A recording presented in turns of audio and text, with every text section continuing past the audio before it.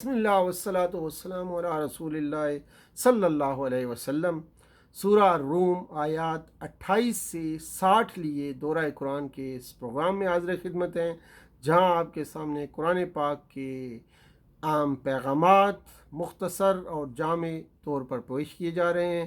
ارشاد باری تعالیٰ ہے، اعوذ باللہ من الشیطان الرجیم، بسم اللہ الرحمن الرحیم۔ ضرب لكم مثلا من أنفسكم هل لكم مما ملكت أيمانكم من شركاء فيما رزقناكم فأنتم فيه سواء تحافونهم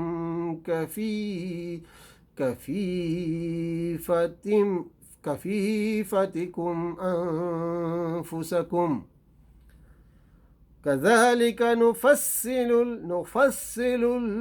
الآيات لقوم يعقلون۔ صدق اللہ العظیم۔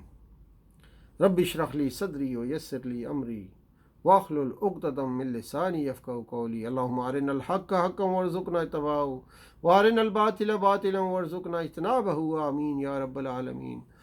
چونکہ اس سے پہلے توحید اور آخرت کا بیان ملا جلا چل رہا تھا، اب یہاں خالص توحید پر کلام شروع ہو رہا ہے۔ مشرکین یہ تسلیم بھی کرتے تھے کہ زمین و آسمان کی سب چیزوں کا خالق اللہ ہے، اور پھر بھی مخلوق میں سے بعض کو اس کی خدائی میں شریک ٹھہراتے تھے، ان سے دعائیں مانگتے تھے، ان کے آگے نظریں اور نیازیں پیش کرتے تھے اور مراسم عبودیت بجا لاتے تھے۔ ان بناوٹی شریکوں کے بارے میں ان کا اصل عقیدہ اس تلبی کے الفاظ سے معلوم ہوتا ہے جو خانہ کعبہ کے طواف کرتے وقت وہ زبان سے ادا کرتے تھے۔ اس موقع پر وہ کہتے تھے، لبیک اللہم لبیک لا شریک لک الا شریکا ہوا لک تملکہ وما ملک، یعنی میں حاضر ہوں، میرے اللہ میں حاضر ہوں، تیرا کوئی شریک نہیں سوائے اس شریک کے جو تیرا اپنا ہے، تو اس کا بھی مالک ہے اور جو کچھ اس کی ملکیت ہے اس کا بھی مالک ہے، یہ اس میں ایڈ کرتے تھے جی۔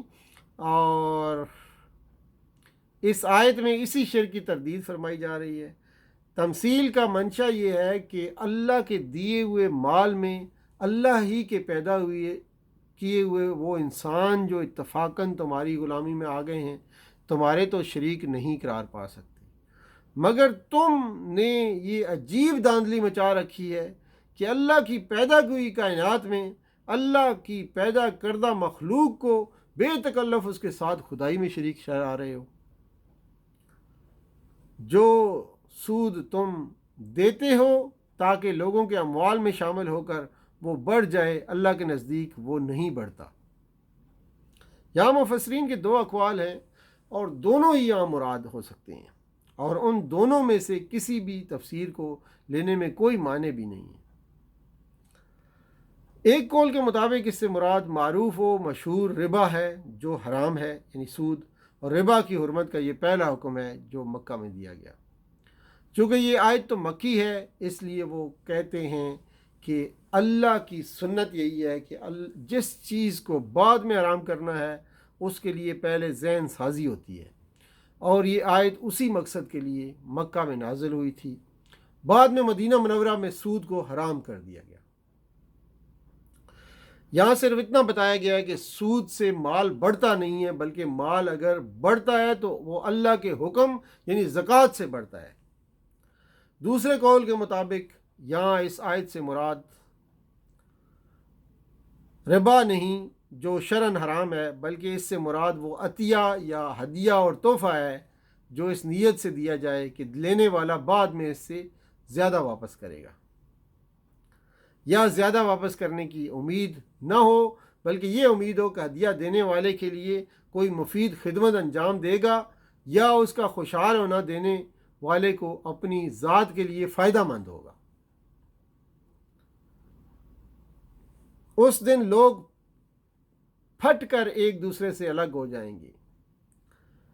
یصدعون، تصدع مصدر سے ہے جس کے معنی ہے پھٹنا، منتشر و جدا جدا ہونا، چٹانوں کا زور اور شدت کے ساتھ ٹوٹنا۔ جس نے کفر کیا ہے اس کے کفر کا وبال اسی پر ہے، اور جن لوگوں نے نیک عمل کیا ہے وہ اپنے ہی لیے فلاح کا راستہ صاف کر رہے ہیں۔ یمہدون کا لفظ استعمال ہوا ہے، مہدن مصدر سے ہے جس کے معنی ہے درست کرنا، ہموار کرنا۔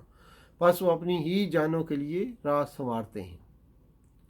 اور ہرگز ہلکا نہ پائیں تم کو وہ لوگ جو یقین نہیں لاتے،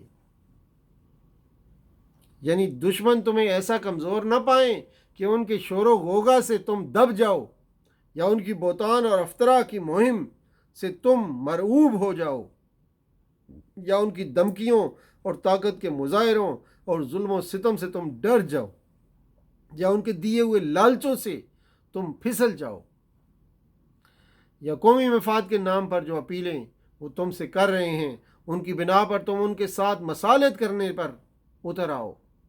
اس کے بجائے وہ تم کو اپنے مقصد کے شعور میں اتنا ہوش مند اور اپنے یقین و ایمان میں اتنا پختہ اور اس کے عزم میں اتنا راسخ اور کیریکٹر میں اتنا مضبوط پائیں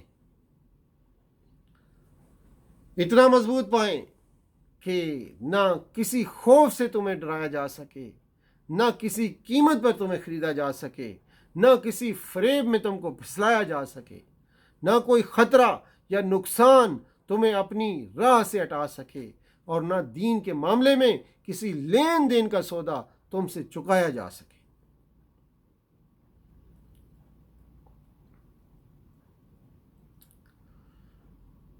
تو یہ تھی آج کی چند آیات جس کا اختتام ہو رہا ہے۔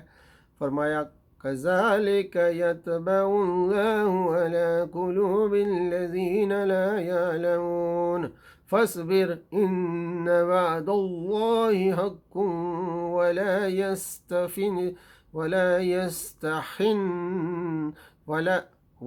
يَسْتَخِفَّنَّكَ الَّذِينَ لَا يُؤْمِنُونَ۔ صدق اللہ العظیم، وآخر دعوانا ان الحمد للہ رب العالمین، وصلی اللہ تعالی علی خیر خلقہ محمد وعلی آلہ واصحابہ اجمعین برحمتک یا ارحم الراحمین۔ والسلام علیکم ورحمۃ اللہ وبرکاتہ۔